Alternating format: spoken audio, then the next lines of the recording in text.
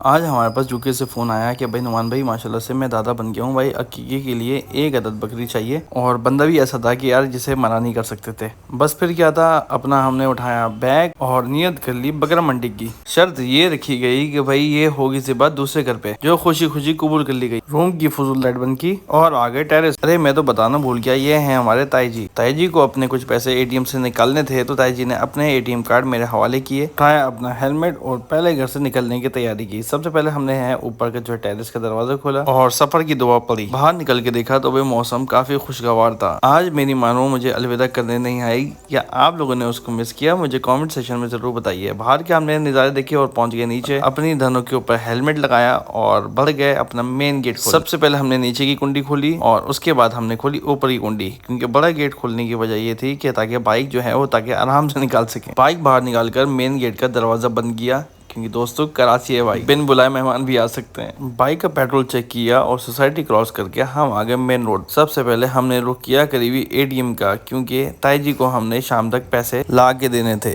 Main road से service road पे पहुंचे और अपने मतलूबा एटीएम आ गए। वॉलेट हाथ में लेकर ताई जी के दोनों एटीएम कार्ड हमने निकाले। ताई जी के व्हाट्सएप से पिन उठाया और 4 डिजिट कोड एंटर किया। कुछ देर इंतजार के बाद एक चौंका देने वाली स्क्रीन हमारे सामने आती है कि भाई आप दर्ज किए जो पिन है वो दुरुस्त नहीं। गलत पिन कोड 3 बार ट्राई करने के बाद हम निकल गए एटीएम से। टारगेट हमने बड़ा खतरनाक रखा हुआ था। एक तो ये था कि भाई 35,000 में हमने एक 2 बकरी लेनी है, और ये था कि भाई एक का करना है अकीका और एक को हमने जो है वो गरीबों में बांट देना है। ये कमजोर इंसान दोस्तों मेरा जिगरी दोस्त है, और मंडी आओ और इसके पास ना हो तो ऐसा हो नहीं सकता। स्टार्टर के तौर के ऊपर हैदर साहब ने मुझे कोल्ड ड्रिंक पिलाई, जो ये मैंने ऑफर खुशी खुशी कबूल की। बाइक के ऊपर बैठ कर हमने कैमरा ऑन किया तो हैदर साहब सबसे पहले शर्माना शुरू हो गए। जब उसने देखा कि भाई हम जो हैं वो किसी भी तरह बाज नहीं आने वाले, तो उन्होंने हमें धमकी लगाई कि भाई हालात सही नहीं और मोबाइल फ़ोन छीन सकता है। मंडी के बहाने भाई साहब मुझे ले आए खाना खिलाने। मैंने कहा भाई मेरा पेट फुल है और मैं खाना वाना खा के आया हूँ, लेकिन भाई साहब ने हमारी एक न सुनी और हमारे लिए ऑर्डर कर दी बिरयानी खाकर हम लोगों ने रुख किया मंडी का। इस वक्त दोपहर के 2 बज रहे थे और मौसम भी काफी गर्म हो गया था। सबसे बड़ा मसला तब आया जब हम गली क्रॉस करके मंडी की हुदूद में दाखिल हुए। हर तरफ सन्नाटा ही सन्नाटा था, क्योंकि इस गली में काफी ज्यादा व्यापारी खड़े हुआ करते थे। आज हमें कहीं नजर नहीं आ रहे थे। हमने सोचा भाई प्रोग्राम तो बढ़ गया, मगर प्रोग्राम तो अभी शुरू हुआ था। असल में हमारी भी गलती थी। हम लोग उस दिन आएगा भाई जिस दिन मंडी लगती ही नहीं थी, मगर हम जब अंदर पहुंचे तो जान में जान आई, क्योंकि हमें बकरियां नजर आ गई थी। प्रोफेशनल कसाई के स्टाइल में बकरी की कमर पे इस तरह हाथ रखकर हमने वजन का अंदाजा लगाया और रेट सुनकर हमने दौड़ लगाई। एक बकरी की तरफ हमने इशारा करके रेट मालूम किया तो भाई साहब ने हमें 45,000 रुपए बताए, जो कि हमारे बजट से काफी ऊपर थे। बार्गेनिंग कर सौदा बनाने की कोशिश की, मगर भाई साहब का देने का दूर दूर तक कोई इरादा नहीं था। पहली नाकामी के बाद हम आगे बढ़े तो एक भाई ने हमें आवाज दी कि आ जाओ, हमारे पास भी माल मौजूद है। दूर से एक बकरी की तरफ इशारा किया, जो कि मुझे वजन में काफी अच्छी लग रही थी और जवान भी लग रही थी। हम लोग अंदर दाखिल हुए और वजन का अंदाजा लगाया। हम लोगों को गोश्त वजन में ये 12 से 13 किलो लग रही थी, मगर भाई साहब कह रहे हैं कि भाई ये वजन में 15 किलो से ऊपर है। भाई साहब ने इसकी डिमांड 35,000 रुपए की और हम लोगों ने काउंटर ऑफर 20,000 रुपए की कि ताकि कहीं ना कहीं हमारा सौदा बीच में बन जाए, मगर भाई साहब 30,000 रुपए से 1 रुपए के कम करने के ऊपर भी राजी नहीं थे। दूसरी नाकामी के बाद एक ब्रोकर कहीं से नाजिल होता है और कहता है कि भाई मैं आप लोगों का सौदा बनवा के देता हूँ और आ जाओ, मैं आप लोगों को कहीं और माल दिखाता हूँ।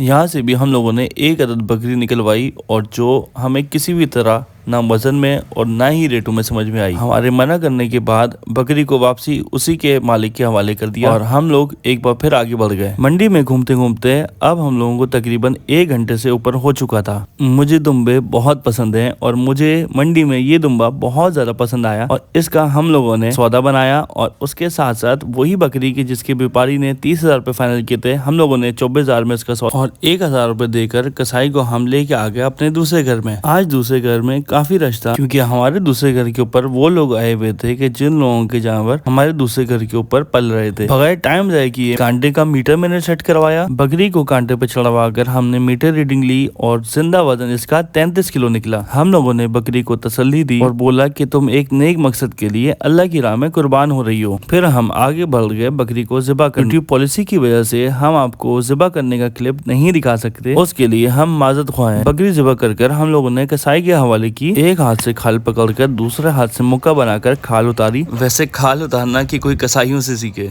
क्या आप लोगों ने किसी की खाल उतारी है तो मुझे कमेंट सेक्शन में जरूर बताइए। वैसे बताता ये चलूं कि ये वीडियो रमजान से पहले रिकॉर्ड की गई थी। गर्दन में छुरी घुसाकर सांस की नाली का पाइप अलग किया और दुम को कुछ इस तरह से काटते हुए कि जब हम लोगों ने मालूम किया तो इनका कहना था कि वायरिंग अलग कर रहा हूँ। मैं तो कसाई लेके आया था मगर ये तो इलेक्ट्रिशियन भी निकले। वायरिंग अलग कर पेट को गोश्त से आजाद करवाया और दिल कलेजी एक बोरे में रखवाई। इस बकरी का दिल अभी भी किसी के लिए धड़क रहा था।